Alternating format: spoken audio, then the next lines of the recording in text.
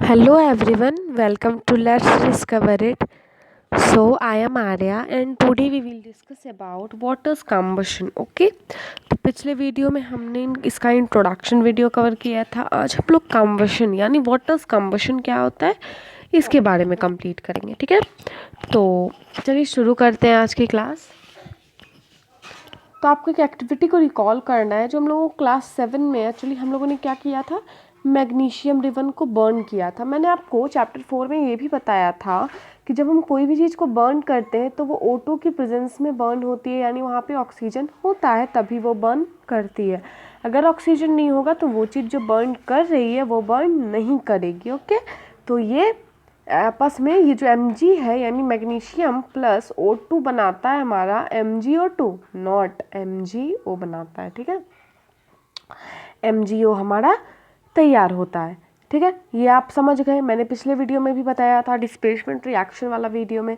ठीक है, तो ये आप समझ गए कि ये Mg plus O2 is equal to MgO। अब देखिए मैं आपको बताती हूँ, मैग्नीशियम रिबन जब हम लोगों ने क्लास 7 में बर्न किया था तो वो बहुत ही हाईली फ्लेम और एक तरह से लाइट इमिट करके बर्न हुआ था। मुझे तो याद है, अगर आपको याद नहीं है तो मैं भी आपको यहाँ पे एक पिक दिखाती हूँ।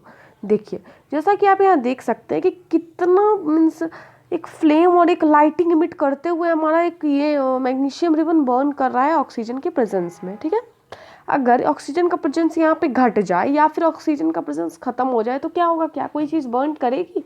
नहीं, क्योंकि कोई भी चीज़ ऑक्सीजन के प्रेजेंस में ही बर्न कर सकती है। या we should perform a similar या पहले मैं आपको ये बता दूं कि हम लोगों ने मैग्नीशियम को बर्न किया था और मैंने आपको ये भी बताया था कि कोई भी चीज़ जब भी O2 के साथ रिएक्ट करती है तो वो ऑक्साइड बनाती है। तो यहाँ पे मैग्नीशियम ऑक्साइड यानी MgO बना था। Okay, we can perform a similar activity with a piece of charcoal. हम लोगों को यही एक सिमिलर एक्टिविटी पीस चारकोल के एक पीस से करना है। Hold the piece with a pair of tong. आपको एक पेयर ऑफ टोंग होता है जिससे हम रोटी पलटाते हैं। ठीक है, टोंग हम उसे ही कहते हैं। नहीं तो टोंग कोई भी चीज़ को दो हाथों से बना होता है डंटी नुमा, जिसे आप दाबोगे तो वो चीज़ आपके हाथ मीन्स पकड़ा जाता है, आपको हाथ लगाने की ज़रूरत नहीं पड़ती उस बर्तन में। तो वो लेना है चारकोल, उसे एक टोंग से पकड़ना है। Bring it near the flame of a candle या बुनसन बर्नर, ये दोनों चीज़ के करीब हमें चारकोल को लाना है। व्हाट डू यू ऑब्जर्व, जब आप चारकोल को कैंडल के फ्लेम के पास, ये रियली कैंडल या फिर बुनसन बर्नर, इसके अगर लाते हैं आप नज़दीक में तो क्या होगा, आप क्या ऑब्जर्व करते हैं? You find that charcoal burn in air. Charcoal है वो एयर में क्या होता है, बर्न कर जाता है। We know that coal to burn in air produce carbon dioxide heat and light. और हम ये भी जानते हैं कि देखिए हम बुनसन बर्नर के पास जब ले गए किस चीज़ को, चारकोल को, ठीक है, चारकोल को ले गए तो क्या हुआ, बर्न हो गया। हम ये भी जानते हैं कि जो कोल होता है यानी जो कोयला होता है वो भी हवा में जल जाता है और कार्बन डाइऑक्साइड बनाता है। Coal is the pure form of carbon, so carbon plus O2 के प्रेजेंस में जलेगा तो बनाएगा CO2 यानी carbon dioxide. Heat and light, और हीट और लाइट भी इमिट करता है। एक केमिकल प्रोसेस, अब कंबशन होता क्या है? A chemical process in which a substance react with oxygen to give off heat is called combustion. देखिए ऐसा प्रोसेस, आप केमिकल प्रोसेस की बात है यहाँ पे, एक ऐसा केमिकल प्रोसेस जिसमें कोई भी, जैसे एक्स सब्सटेंस माने हम, तो X substance react with O2 and produce heat. Okay, तो this is a combustion.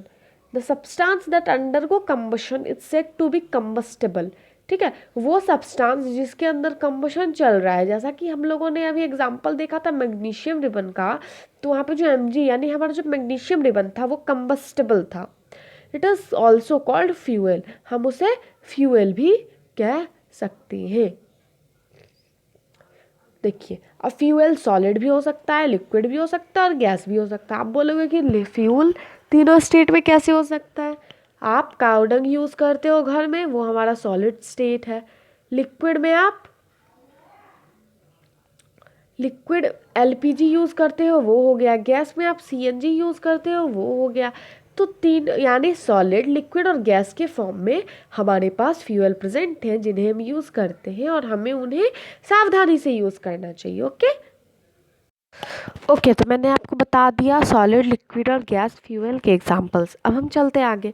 Sometime light is also given off during combustion either as a flame और एज अ ग्लो। ठीक है, तो मीन्स सम टाइम, मैंने कभी कभी अगर हम बात करें तो कंबशन के समय, कंबशन का मतलब मैंने अभी आपको जस्ट बताया, तो कंबशन के टाइम पे कभी कभी जो भी कंबस्टेबल सब्सटेंस होती है उससे लाइट भी इमिट होती है, फ्लेम पे नहीं तो ग्लो पे, दो चीज़ पे।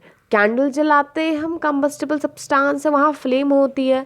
मैग्नीशियम रिबन हमने जलाया, वहाँ पे क्या हुई थी, मैग्नीशियम रिबन प्लस O2 बनाया था MgO, तो वहाँ पे क्या हुई थी, वहाँ पे ग्लो हुआ था। इस बात को आपको ध्यान रखना है। In the reaction mention ever magnesium and charcoal are combustible substance. अब ऊपर वाले रिएक्शन में हम लोगों ने देखा कि वहाँ पे हम लोगों ने मैग्नीशियम और चारकोल को जलाया था, तो मैग्नीशियम और चारकोल क्या है, कंबस्टेबल सब्सटेंस है। बूझो के पास एक क्वेश्चन है, we are told that food is a fuel for our body. हम ये कहते हैं कि जो फूड है वो क्या एक फ्यूल है हमारे बॉडी के लिए।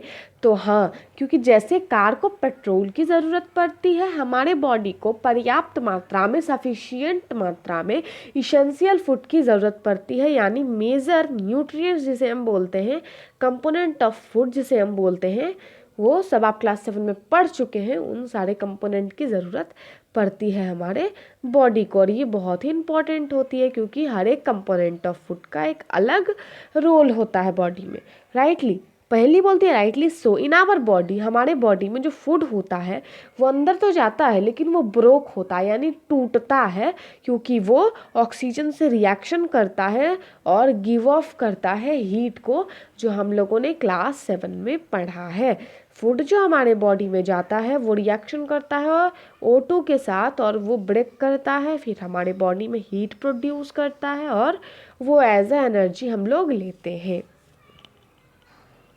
देखिए, अब यहाँ पे क्या है, कलेक्ट सम मटेरियल, आपको कुछ मटेरियल कलेक्ट करना है, जैसे आपके पास जो भी हो, जैसे यहाँ पे तो आपको बोला गया straw, match stick, kerosene oil, paper, iron nail, stone piece, glass etcetera. इन सारी चीज़ों का आपको जलाना है। ओके, इन सारी चीज़ों में आधी से ज़्यादा चीज़ आपकी नहीं जलेगी और आधा से ज़्यादा आपका जल जाएगा। ठीक है, can you name some more substance which are combustible.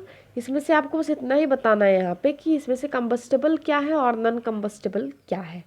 ठीक है, let us investigate conditions under which combustible take place. अब आपको उस कंडीशन के बारे में बात करना है जिस कंडीशन के अंदर आपकी कंबस्टेबल यानी कंबशन आपका प्लेस करेगा। तो प्रेजेंस ऑफ ऑक्सीजन होना चाहिए, उसकी इग्निशन टेम्परेचर होनी चाहिए। ओके, जैसा कि देख सकते हैं आप, यहाँ पे कैंडल है, यहाँ पे पहले वाले में कैंडल को हम लोगों ने जलाया है। पहले वाले कैंडल में हम लोगों ने कुछ ऐसे रखा था इसे यहाँ से, तो ये थोड़ा सा गैप था ऊपर खाली, और यहाँ पे भी खाली था, तो हमारा कैंडल आसानी से जल रहा था क्योंकि ऑक्सीजन यहाँ तक पहुँच रहा है। यहाँ पे जो ऑक्सीजन था, जो हम लोगों ने इसे पीछे से बंद कर दिया और आगे से खुला था ये, तो यहाँ पे इससे कुछ स्मोक टाइप का निकलने लगा, तो यहाँ पे सफिशिएंट मात्रा में ऑक्सीजन नहीं पहुँच पाई। और जब हम लोगों ने इसे दोनों तरफ से कवर कर दिया, तो यहाँ कैंडल में जितनी देर ऑक्सीजन की मात्रा पहुँच रही थी उतनी देर ये क्या किया, बर्न किया। उसके बाद क्या हुआ, उसके बाद ये एक्चुअली बुझ गया, यानी ये बंद हो गया जलना, क्योंकि यहाँ पे ऑक्सीजन की मात्रा नहीं पहुँच रही थी, कम पहुँच रही थी, पहुंच ही नहीं रही थी क्योंकि चारों तरफ से कवर हो गया था। तो ये बहुत ही इंपॉर्टेंट है कि ऑक्सीजन के प्रेजेंस में ही कोई भी ऑब्जेक्ट बर्न करती है। अब यहाँ पे ए में क्या था, when air can enter the chimney from below. देखिए, पहले वाले में हमने आपको जस्ट बताया कि उस टाइम पे चिमनी के नीचे से जा रहा था हमारा ऑक्सीजन।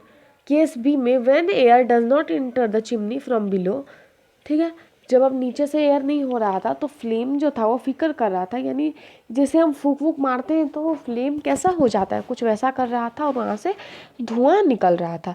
ठीक है, इन से केस 3 में हम लोगों ने फाइनली एक्चुअली दोनों तरफ से उसे ब्लॉक कर दिया, तो वो फ्लेम क्या हो गया, बुझ गया, वो जलने के योग्य नहीं रहा, यानी नो बर्निंग हुई वहाँ पे। अब देखिए, we have read that the sun produce its own heat and light. हम ये जानते हैं कि जो सन है वो अपना ओन यानी अपना हीट और लाइट प्रोड्यूस करता है। It is also some kind of combustion. क्या ये कुछ काइंड ऑफ कम्बशन है? इन द सन में heat and light are produce by nuclear reaction. You will learn about the process in higher classes. आपको बस यहाँ पे यही याद रखना है कि सन में जो हीट और लाइट प्रोड्यूस होती है वो किस चीज़ से होती है, न्यूक्लियर रिएक्शन से प्रोड्यूस होती है, न्यूक्लियर रिएक्शन से प्रोड्यूस होती है। अब यहाँ पे एक्टिविटी है, place a piece of burning wood or charcoal on an iron plate or tawa. Cover it with a glass jar or a tumbler or transparent plastic jar. Observe what happened. Does charcoal stop burning? What after some time can you think of reason why it is stop burning? देखिए, आपको एक charcoal का या फिर आपको एक would का piece लेना है जलता हुआ और उसे ढक देना है, तावा पे रख के उसे हमें ढक देना है, तो क्या वो जलेगा? Does it burning? क्या वो बने? Can you think of reason why it stop? अगर वो रुक जाती है तो क्यों रुक जाएगी वो? मैंने आपको बताया कि उसे ढकने से O2 की प्रेजेंस वहाँ पे जितनी, जैसे हम लोगों ने उसे ढका, जैसे एक ग्लास है हमने ढका, इसके साथ एयर जितना था यहाँ पे O2 भी चलिए कुछ % ऑफ O2 भी है यहाँ पे, तो वो O2 जैसे जैसे जल के ऑक्साइड बना रहा है वहाँ पे, वो O2 जैसे ही ख़त्म हो जाएगा तो बर्निंग भी स्टॉप हो जाएगी। You might have heard that when the cloth of a person catch fire, हम लोगों ने ये सुना है कि जब भी किसी आदमी में आग पकड़ जाता है तो हम उसे चारों तरफ से एक ब्लैंकेट से ढक देते हैं। क्यों? क्योंकि जैसे देखिए, कोई आदमी जल रहा है, वो बाहर है, अगर उसे एटमॉस्फेरिक ऑक्सीजन जितना ज़्यादा मिलेगा वो उतना ज़्यादा जलता ही जाएगा, लेकिन अगर हम उसे ढक देते हैं तो वहाँ पे ऑक्सीजन पर्याप्त मात्रा में नहीं पहुँच पाएगी और वो जो आदमी है वो बुझ जाएगा। देखिए, यहाँ पे एक आदमी है जो जिसके कपड़े में आग लग गई थी, तो वो ढका हुआ है यहाँ पे। Does a match stick burn by itself? How does it burn? क्या कोई मैच स्टिक, देखिए पहले ये मैं आपको बता दूँ, इस कवर्ड विथ अ ब्लैंकेट, उसे हम ब्लैंकेट से कवर करते हैं टू एक्सटिंग्विश फायर, फायर को बुझाने के लिए। Can you guess why? क्यों? मैंने आपको जस्ट अभी बता दिया reason.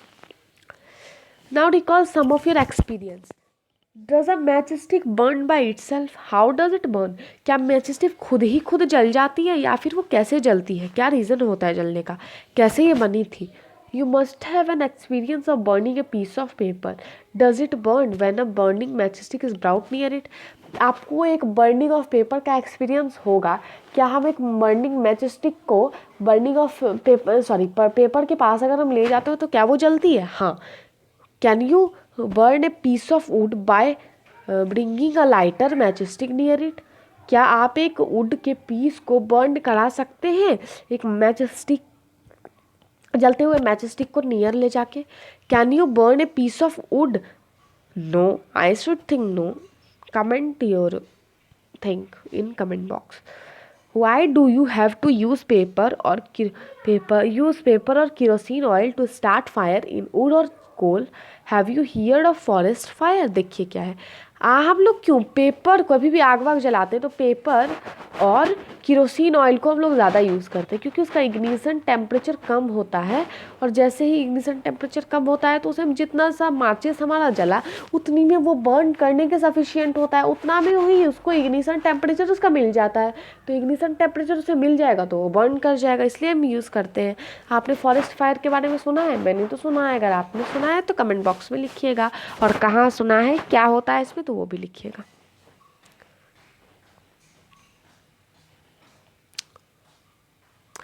So where are we? Yeah.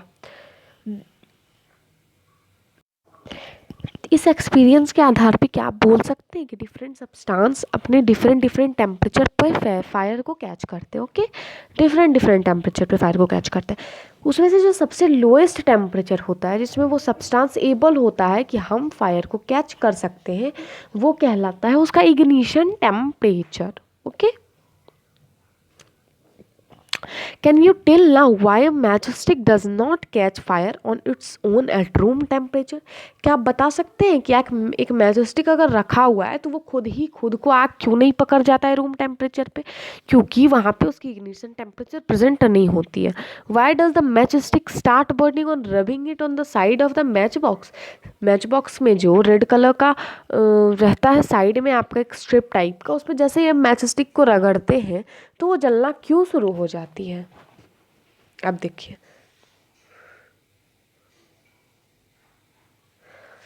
we find that a combustible substance cannot catch fire or burn as long as the temperature is low than its ignition temperature. Okay, हम लोगों ने ये सीखा कि कोई भी combustible substance आग नहीं पकड़ेगी जब तक उसका ignition temperature उसे नहीं मिल जाता है या फिर उससे लो मिल जाए। ignition temperature से कम मिले तो नहीं पकड़ेगा। Have you ever seen cooking oil catch fire when a frying pan is kept for a long time on a stove? या ये तो हम लोग सब एग्जाम्पल डालते हैं। Kerosene oil on would do not catch fire on their own at room temperature. अगर एक लकड़ी पे हम केरोसिन ऑयल को ढाल दें और रख दें सनलाइट वगैरह में तो क्या वो खुद ही जलने लगेगी? नहीं, वो ऐसा रूम टेम्परेचर पे नहीं जलेगी। But if kerosene oil is heated a little, अगर हम केरोसिन ऑयल को थोड़ा सा गर्म कर दें, इट कैच फायर, वो कैच फायर कर जाएगी अगर हम उसे ज़रा सा गर्म कर दें तो। But if would is heated a little it would still not catch fire. लेकिन अगर हम लकड़ी को गर्म करते हैं तो उसमें आग नहीं पकड़ेगा on their own at room temperature पे। बट केरोसिन ऑयल को हम लोग हीट करते हैं तो उस पर आग पकड़ जाता है। डज इट मीन, क्या इसका मतलब यही है कि इग्निशन टेम्परेचर जो है केरोसिन ऑयल का वो वुड से लेस है, यानी लोअर है, कम है? Does it mean that we need to take special care of storing kerosene oil? इसका मतलब ये भी है ना कि हम लोगों को केयर से रखना चाहिए केरोसिन ऑयल को। The following activity shows that it is essential for a substance to reach ignition temperature to burn. हम लोगों ने यहाँ पे जितनी सारी एक्टिविटीज़ देखी इससे हमें ये समझ में आता है कि जो इग्निशन टेम्परेचर है ये बहुत ही इंपॉर्टेंट है कोई भी कंबस्टेबल सब्सटेंस को बर्न करवाने के लिए। ओके, अब अगले वीडियो में इसका अलग पार्ट देखेंगे। अगले वीडियो में मैं आपको दिखा दूँ, क्योंकि थोड़ा सा यहाँ पे छूटा हुआ है ना, तो हम हिस्ट्री ऑफ मैचस्टिक देखेंगे और ये फॉरेस्ट फायर के बारे में देखेंगे। और उस वीडियो में हम लोग यहाँ तक अच्छे तरीके से कंप्लीट करेंगे। तो उस वीडियो में मिलते हैं। तो from this side Arya, thank you.